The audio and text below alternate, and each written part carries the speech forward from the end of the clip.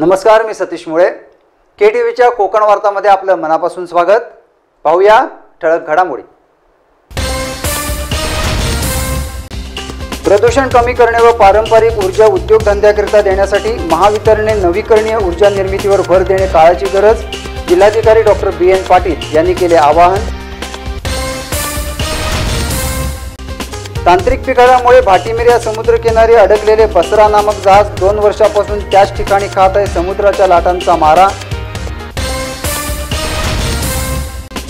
राज्यपाल भगतसिंह कोश्यारी यांच्या वादग्रस्त वक्तव्याचा आमदार राजन साळवी यांनी केला जाहीर धिक्कार व निषेध.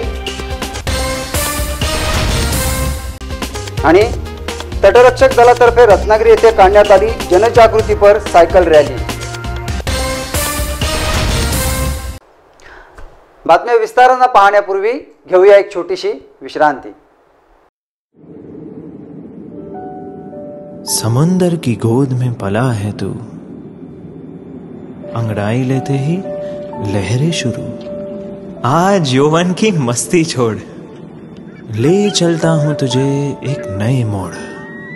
आजा तुझे मां पुकारे अब, छेड़ देते हैं बीच से कुछ शरारत हंसी. गले लगा ले उसे ए फकीर, इंतजार कर रहा है तेरा तो. चल दे देते हैं उसे फसल की खूबसूरती तो. आजा तुझे मां पुकारे अब, मीलों आगे चलना है हमें. सिर्फ फसल नहीं, तेरे स्पर्श की चाह में बैठे हैं शहरों में भी कहीं. उनके मुख पे भी लानी है मुस्कान, उन्हें भी देनी है एक नई पहचान. आजा तुझे मां पुकारे अब. फिनोलेक्स पाइप्स पहुंचाए पानी को अपनी मां के पास. अजवा हाऊस ऑफ स्वीट्स रत्नागिरीच्या सेवेत नव्याने सुरू झालेलं आपल्या सर्वांचं अजवा हाऊस ऑफ स्वीट्स. आमच्याकडे सर्व प्रकारच्या स्वादिष्ट मिठाईंसह अफलातून, नानकताई, ड्रायफ्रुट्स, खजूर, चॉकलेट्स, तयार मसाले योग्य दरात मिळतील. तसेच शुगर फ्री मिठाई उपलब्ध. आपल्या सर्वांचे अजवा हाऊस ऑफ स्वीट्स. आमचा पत्ता गाळा नंबर 6 व 7, पंचशील संकुल, मिथिला हॉटेल समोर, मारुती मंदिर, रत्नागिरी. संपर्क क्रमांक 78 97 89 37 47 आणि 90 82 41 32 02. विश्रांतीनंतर आपलं पुन्हा एकदा स्वागत. बातम्या पाहूया विस्तारानं. प्रदूषण कमी करणे व पारंपरिक ऊर्जा उद्योगधंद्याकरिता देण्यासाठी महावितरणने नवीकरणीय ऊर्जा निर्मितीवर भर देणे गरजेचे आहे असे प्रतिपादन जिल्हाधिकारी डॉक्टर BN पाटील यांनी केले आहे. क्लायमेटिक चेंजेस इतके हार्श होत आहेत आणि त्याला आपल्याला माहिती आहे की आपलं औद्योगिकरण. आपण जेव्हा नाण्याच्या प्रत्येक गोष्टीला नाण्याच्या 2 बाजू असतात. एका बाजूला आपण जेव्हा विद्युत किंवा ऊर्जा उत्पादन करत असतो, दुसऱ्या बाजूला तेवढंच प्रदूषणही करत असतो. रस्ता तयार करताना कुठेतरी नैसर्गिक स्रोतांचा ऱ्हास करत असतो. औद्योगिक उत्पादन घेताना आपण काहीतरी नॅचरल रिसोर्सेस किंवा एन्व्हायरमेंटची इकोसिस्टम कुठेतरी डॅमेज करत असतो आणि त्याचा एकूणच परिणाम म्हणून वातावरणीय बदल होत असतात. आणि वातावरणीय बदल झाले की तापमान आणि हे बदललं की पूर्ण एक आपलं जे ऋतुचक्र आहे ते बदलत जातात. आपण पाहतोय की ह्या वेळेचा पाऊस पूर्ण नॉर्थ इंडियाकडे, नॉर्थ महाराष्ट्राकडे सरकलेला आहे आणि जे त्याच्यामुळे क्रॉपिंग पॅटर्न, माणसांचे आजार वाढणे, पिकांवरचे आजार वाढणे, शेतीचे उत्पन्न शाश्वत न राहणे, या सगळ्या गोष्टी आपल्या करतात. आणि त्यामुळे हा परिणाम कुठेतरी कमी करण्यासाठी उज्ज्वल भारत उज्ज्वल भविष्य योजनेअंतर्गत आपण अपारंपरिक म्हणजे आपण रिन्युएबल एनर्जी सोर्स, मग आपण सोलर असेल, विंड असेल किंवा जलविद्युत असेल, याच्यावर आपण जास्त भर दिला होता. माननीय पंतप्रधानांचं पण आपण जेव्हा क्लायमेट चेंज परिषद होतात आंतरराष्ट्रीय, त्याच्यात भारताने कमिटमेंट केलं होतं की आम्ही 40% ऊर्जा जी आपली रिक्वायरमेंट आहे त्या 40% ऊर्जेचा जो भाग आहे तो आम्ही रिन्युएबल एनर्जीवर ट्रान्सफर करू आणि ते टार्गेट आपण मागच्याच वर्षी माझ्यामध्ये पूर्ण केलेलं आहे. ऊर्जा मंत्रालय, महावितरण, महापारेषण व जिल्हा प्रशासनाच्या संयुक्त विद्यमाने रत्नागिरी येथील अल्पबचत सभागृहात आयोजित उज्ज्वल भारत उज्ज्वल भविष्य या कार्यक्रमाचे उद्घाटन जिल्हाधिकारी डॉक्टर BN पाटील यांच्या हस्ते व इतर मान्यवरांच्या उपस्थितीत करण्यात आले.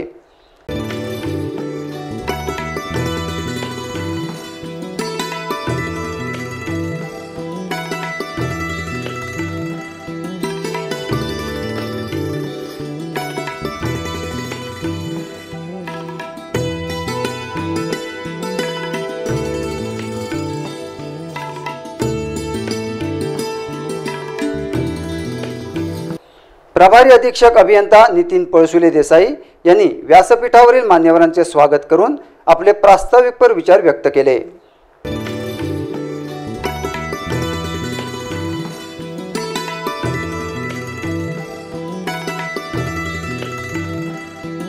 डॉक्टर बाबासाहेब आंबेडकर, भारतरत्न बावा काणे, लोकमान्य टिळक व भारतरत्न महर्षी कर्वे अशा महनीय व्यक्तींच्या परमपावन रत्नागिरी जिल्ह्यातील ऊर्जा क्षेत्राचा स्वातंत्र्यानंतरचा विकास आणि भविष्यातील आव्हाने याचा स्वातंत्र्याच्या अमृत महोत्सवी कार्यक्रमाच्या अनुषंगाने आपले सर्वांचे स्वागत करताना मला आनंद होत आहे।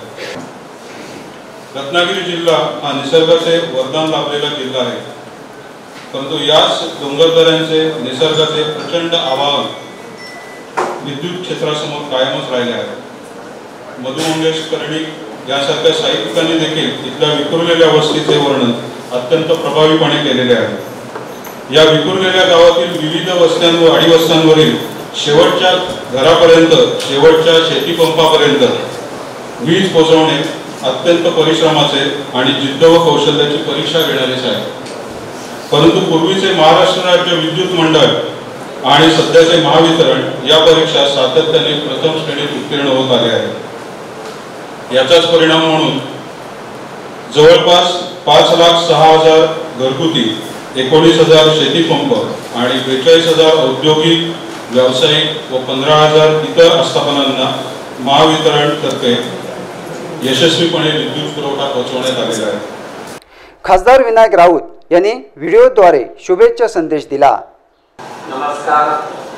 आज ऊर्जा व नवीकरणीय मंत्रालय, भारत सरकार व इतर भागीदार यांच्या मार्फत आझादी का अमृत महोत्सव अंतर्गत उज्ज्वल भारत उज्ज्वल भविष्य महोत्सव आयोजित करण्यात येत आहे। या महोत्सवाच्या निमित्ताने मी आपल्या सर्वांना शुभेच्छा व्यक्त करतो। प्रत्यक्ष उपस्थित राहण्याच्या मनापासून इच्छा होती, परंतु लोकसभेचं अधिवेशनही चालू आहे आणि सध्या सर्दी खोकल्यामुळे खूपच त्रासदायक होतोय आणि म्हणून उपस्थित जरी राहू शकलो नाही तरी याद्वारे आपणाला शुभेच्छा देत असताना मनामध्ये अत्यंत अभिमान आहे, आनंद आहे। त्याचं कारण असं आहे की रत्नागिरी आणि सिंधुदुर्ग हे दोन्ही जिल्हे तसे पश्चिम घाट माथ्यावरचे रस्ते आहेत आणि अत्यंत दुर्गम असलेले शेकडो गाव आजही या दोन्ही जिल्ह्यामध्ये इतर सर्व सुविधापासून जरी वंचित असले तरी विजेच्या सोयीपासून मात्र ते वंचित राहिलेले नाही, हे विशेष आहे। कारण लांजा तालुक्यातील 3,400 फूट उंचीवरचं माचाळ असो किंवा दोडामार्ग, वैभववाडी या भागातील अत्यंत दुर्गम गाव असो, आजही त्या ठिकाणी महावितरण कंपनीच्या माध्यमातून तिथे राहणाऱ्या लोकांना विजेची सोय उपलब्ध करून देण्यात आलेली आहे। महावितरणने निसर्ग व तोक्ते चक्रीवादळ आणि चिपळूण खेड येथे आलेल्या महापुरात जलद गतीने केलेल्या कामाची चित्रफीत दाखवण्यात आली। निसर्ग चक्रीवादळाचं स्वरूपच रौद्र भीषण होतं। प्रचंड वेगवान वारे, त्यातच बरसणारा धो पाऊस आणि यामुळे उन्मळून पडणारी झाडं, या सगळ्यामुळे महावितरण कंपनीचे 9,386 वीज वाहिन्यांचे खांब बाधित झाले आणि पर्यायाने 55 पैकी 47 उपकेंद्रामधून होणारा विद्युत पुरवठा बंद झाला।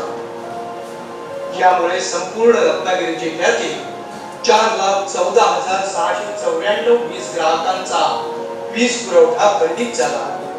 महावितरणकडून विविध योजनेअंतर्गत देण्यात आलेल्या काही लाभार्थींना पाहुण्यांच्या हस्ते सन्मानपत्र देण्यात आले।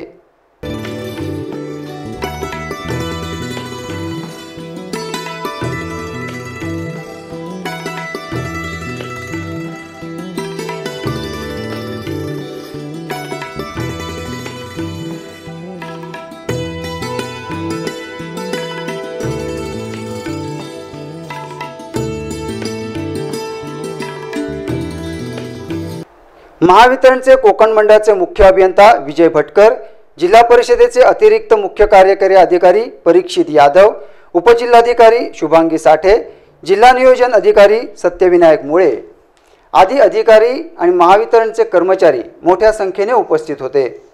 संजय वैशंप यांनी लिखित जनजागृतीपर पथनाट्याचे यावेळी सादरीकरण करण्यात आले. नमस्कार, आपल्याकडे काय विषय घेऊन आलो होतो त्याबद्दलच थोडं बोलायचं आहे.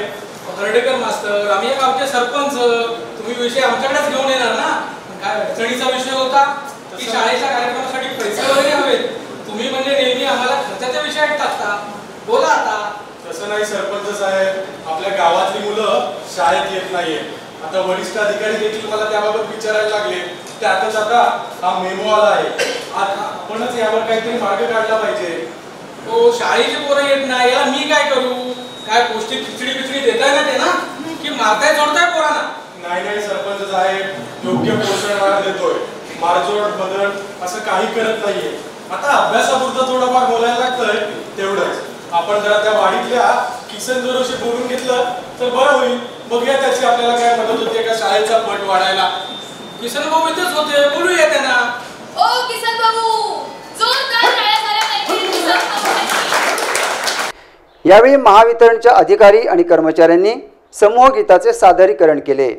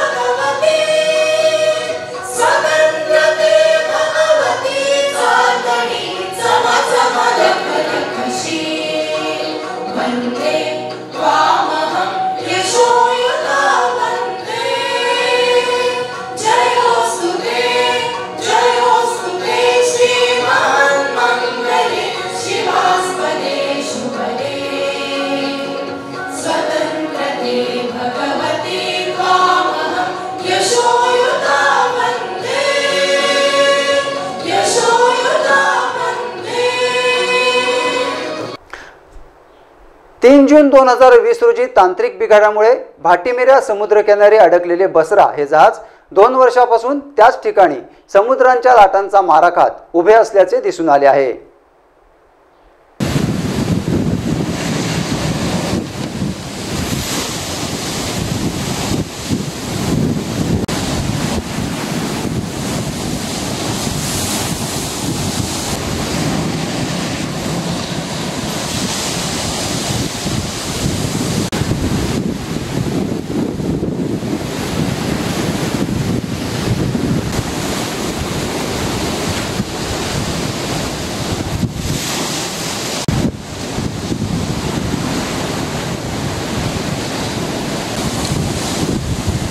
केंद्र आणि राज्य शासनाच्या गृह विभाग आणि बंदर विभागाकडून जहाज भंगारात काढण्यासाठी वारंवार मागणी करूनही परवानग्या मिळत नसल्याने हे जहाज भाटीमिरा समुद्रकिनारी शेवटची घटका मोजत आहे.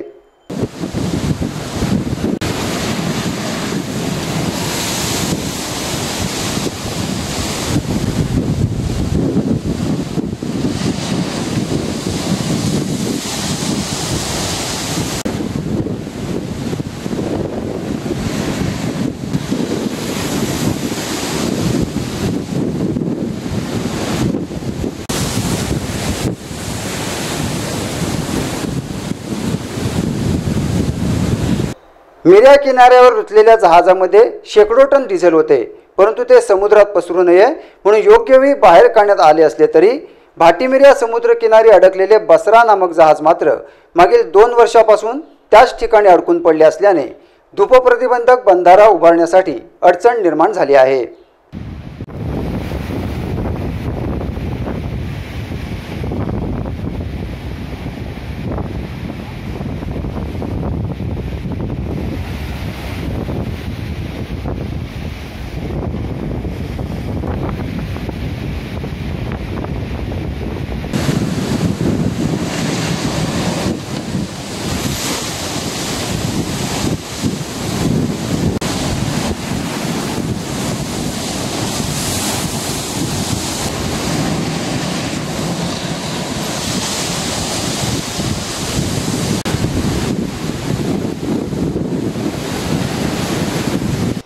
सरकारी काम आणि 6 महिने थांब ही म्हण बसरा जहाजाला लागू होत आहे, कारण रत्नागिरी येथील बंदर विभाग आणि मेरीटाईम बोर्डाने हे जहाज त्वरित हलवण्याबाबत वारंवार केंद्र आणि राज्य शासनाशी पत्रव्यवहार करूनही दुर्दैवी बसरा जहाज मात्र 2 वर्षापासून आहे त्याच ठिकाणी समुद्रातील उंच लाटांचा सामना करीत असल्याचे दिसत आहे.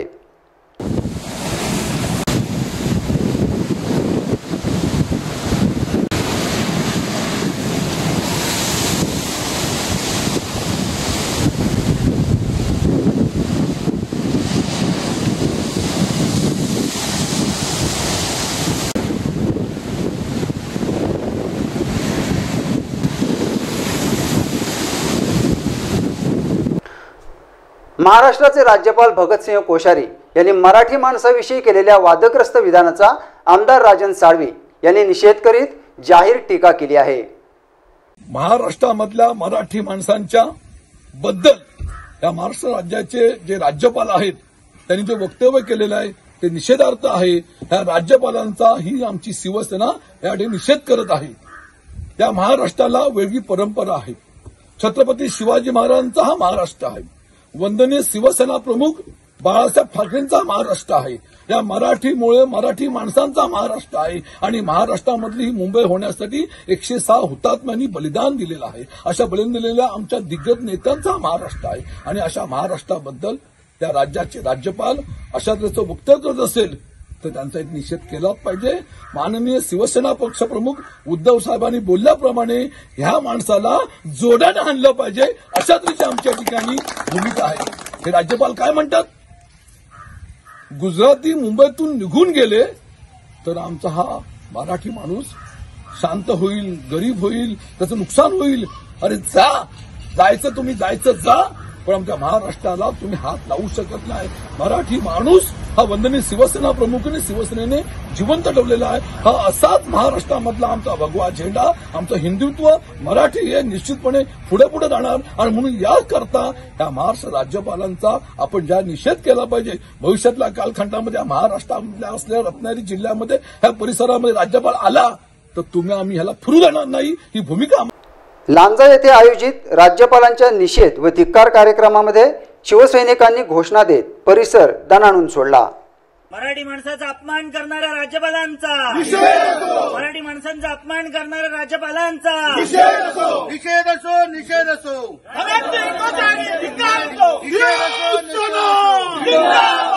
जिंदाबाद जिंदाबाद शिवसेना जिंदाबाद जिंदाबाद जिंदाबाद शिवसेना जिंदाबाद जिंदाबाद जिंदाबाद जिंदाबाद.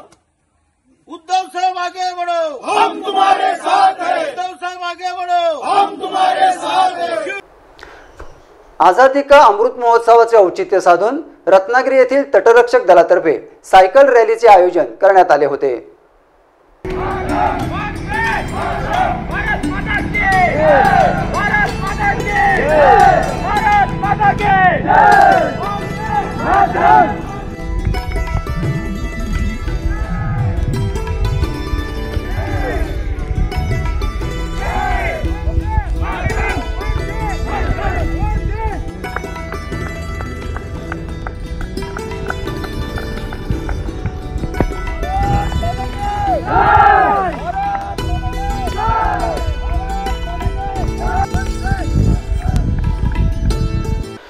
कमांडिंग ऑफिसर शत्रुजीत सिंग यांच्या हस्ते ध्वज दाखवून जनजागृती सायकल रॅलीला सुरुवात करण्यात आली।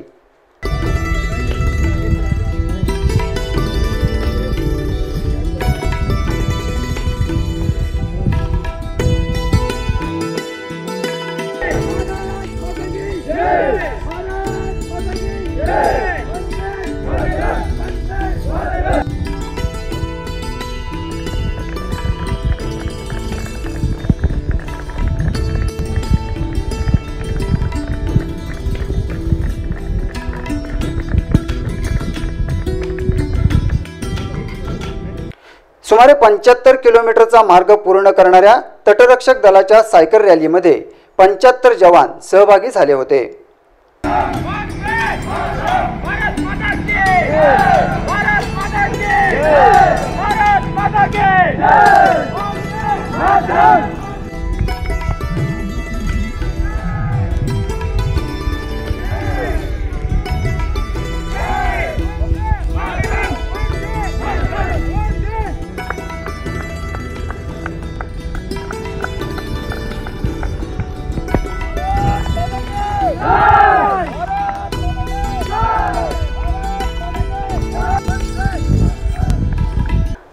शेवटी पुन्हा एक नजर ठळक घडामोडींवर। प्रदूषण कमी करणे व पारंपरिक ऊर्जा उद्योगधंद्याकरिता देण्यासाठी महावितरणने नवीकरणीय ऊर्जा निर्मितीवर भर देणे काळाची गरज, जिल्हाधिकारी डॉक्टर BN पाटील यांनी केले आवाहन। तांत्रिक बिघाडामुळे भाटीमिरी समुद्रकिनारी अडकलेले बसरा नामक जहाज 2 वर्षापासून त्याच ठिकाणी खात आहे समुद्राच्या लाटांचा मारा। राज्यपाल भगतसिंह कोश्यारी यांच्या वादग्रस्त वक्तव्याचा आमदार राजन साळवी यांनी केला जाहीर धिक्कार व निषेध। आणि तटरक्षक दलातर्फे रत्नागिरी येथे काढण्यात आली जनजागृतीपर सायकल रॅली। याबरोबरच हे बातमीपत्र संपलं। नमस्कार।